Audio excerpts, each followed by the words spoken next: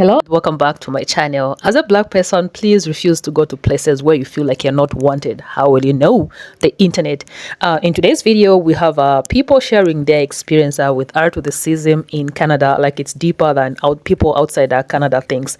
The difference with R.A.C.I in America and in Canada is that in America, you know who's a racist. Like, it's just there. They don't even hide it. And in Canada, you eat with them, you chat with them, you work with them, and you will know it. You will know it, but you work with them and you will eat with them. And it's that deep. Let's watch these videos, guys. But please let me know what you think about these videos in the comment section below. I will leave my own thoughts at the end of this video. Let's get into the videos. I really don't like talking about racism here in Canada, but I really need to talk about what happened yesterday. So I was in a group of 7 different Africans and we went into a restaurant. I literally were 7 in number. And then we're asked to sit down, you know how they come in and tell you fully well that, hey, you're welcome, blah, blah, blah. And all of a sudden the girl just said, are you guys going to be here? Like, we're seated amongst the white people, and the lady said, are you guys going to be here till 7, because we have a guest of about 7 in number and they already budgeted to sit down here. So it's either you eat and leave before 7 or we move you into a different room. No problem. And so we just said, you know what, just to keep things simple, we just moved into that other room. And then we were there till like 7:30, and let me even pause a little bit. Like literally 10 minutes after we left, somebody else moved in, and like this was like 5:30 p.m. Somebody else moved into that seat and they sat down there waiting. And we finished at 7:30. We found out that the same people that took our space at 5:30 were still there. And I went to question the girl and I'm like, excuse me, why is it that these people are still here? Why are they still here? But you bumped us into another room. Is there a problem? Like, seriously? And she just said, no, not really. It's just that the other, and I'm like, okay, whatever. I knew she was lying. And guess what? The food was terrible. Very, very, very poor. I think they did that intentionally because we were the only Africans there. I don't know why this happens in Canada. They should stop. It's upsetting. Like, it's crazy. It's annoying. It's irritating. You guys should stop. Like, stop. The color of my skin, of our skin, is the same blood, red. So stop. Deal with the fact that we're blacks. And you know what? Black don't crack. Excuse me? The name of this place is Malt and Barley in Kitchener, Fisher Hallman. Like, you guys should get your acts together. You guys, I'm going to give you a terrible, terrible review. Seriously. I mean it. Yo, I couldn't wait to get home to make this video. I've been holding this back for far too long. I want to ask you people a few questions. I want to ask Canadians in particular a few questions. I live here with my family in British Columbia, Canada. The question is, why when my kids go to the playground, why is it that no white children want to play with them? Why is it that all the white children shy away and look weird or make crazy faces as if they're scorning my kids? The other question is, because I know you might be thinking it's just my kid, but why is it that other non-white parents have the same problem? What are you people telling your children? It's obvious it's nothing good about non-white people, because it's obvious in the children, and this is why racism will never go away. But you know what? I'm not doing this for sympathy or anything. Actually, I don't need any sympathy from anyone. I'm just saying, I lived in a few provinces in Canada and I've seen it many times. Many times.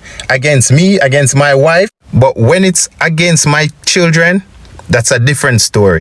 And I'm not playing around. My Caribbean people, the ones with the brain, not the ones who are trying to conform, not the ones who are trying to fit in, the ones who understand what's going on.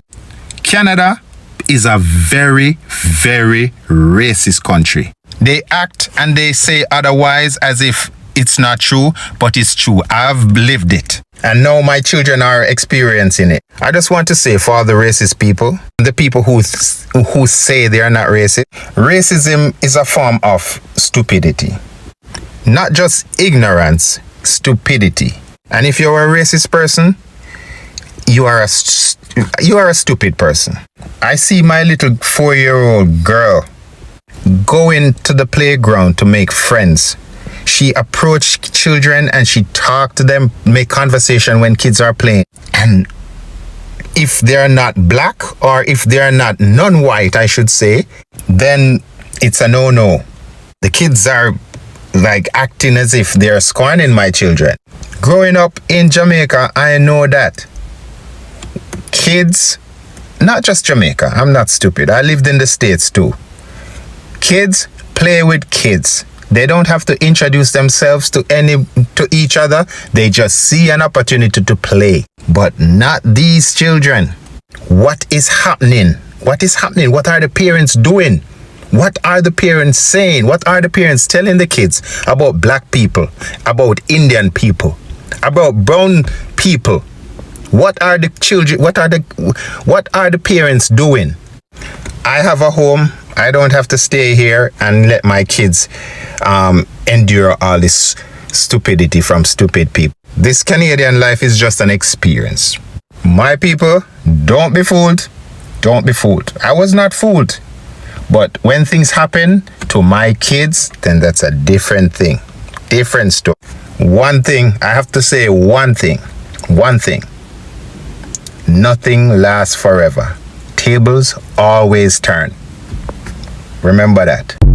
I live in Toronto, which is a pretty good city in terms of diversity and different kinds of people living in harmony, right? But, every now and then you come across people, which is pretty often, that are not so tolerant of other people for no reason. Like, these people sitting behind this bunch, I couldn't help but overhear. They talked about me, they talked about, so we're sitting in a situation where there's like a street right across, so people are passing by. So they keep commenting on, oh, you better watch out for this guy, or this guy might be dangerous at night. Which is like, you don't know that person at all. And for you to comment on somebody like that, that is just horrible. To sit and talk about other people you don't know about in this meeting, like in a demeaning way, that's horrible. Everybody worked hard. I know how hard I worked to come here, to get out of the situation I was in. And then you never know what hides behind everybody's eyes, right? But then there are people who just sit and laugh about it as if it's no joke. I mean, it's nothing on, like, nobody got hurt, right? But it's just sad to see that you think there's a better world out there. When you get there, it's kind of the same. It's just different. Let's talk about racism in Canada. We live in Canada and it's supposed to be better than the US, and so we don't really talk about it that much. I want to share a thing I've been experiencing in the housing market, and I don't know if anyone else can relate. JJ and I are looking to get more space to grow into, hopefully. Here's the issue. For both applications, we were told that we had a really strong chance because our income is in the top 1% for Ontarians, and our credit scores were good. There's no significant debt, just all of the things you would want. The first one we didn't get because we were not the same race as the foreign investor who owns the property, and we were really bummed, but we kind of figured that this was a fluke and not a pattern. Today we learned that a second place that we applied for we did not get. We were told up until just yesterday that we had the strongest application by the realtor handling the property, and we were feeling really good about it. Now, we don't have a reason, technically, but our realtor thinks that it may be for cultural reasons. Apparently, the owner asked a lot about our cultural backgrounds, and yeah, that's a reason to deny people, I guess. JJ's European. He's a white man from Austria. I don't think that he's dealt with race stuff quite so much. But the thing that's being unsaid when we talk about the cultural reasons and the cultural fit is that JJ is not the person that's being prejudiced against. My heritage is Indian, and I was born in South Africa, and it's been like 400 or 500 years since my family has actually been in India. We're quite far away from that, but I'm not going to lie and pretend I don't know the prejudice that goes on against Indians. Things about our food and our family structures and things like that are often ridiculed. Like, I'm not an idiot. I see all your jokes on the internet about Brampton. For me, this is a stark reminder that it doesn't matter how hard I work or how successful I am, how much money I make, or even how many centuries are between me and my heritage. What it comes down to is the color of my skin, and I can't outrun the prejudice. I simply can't. And I hope that the next home we apply for is our forever home. Okay, so let's just dive in deeper into this racism in Canada. So the title of this is Racism in Canada. There are widely divergent, this is a Google research, guys. There are widely divergent views about racism in Canada. Some believe that racism is a fundamental feature of Canadian society and national identity. This dystopian view of Canada as a fundamental and irrevocably racist society carries considerable currency in some academic and activist circles. Others argue that racism is oversold as a social problem.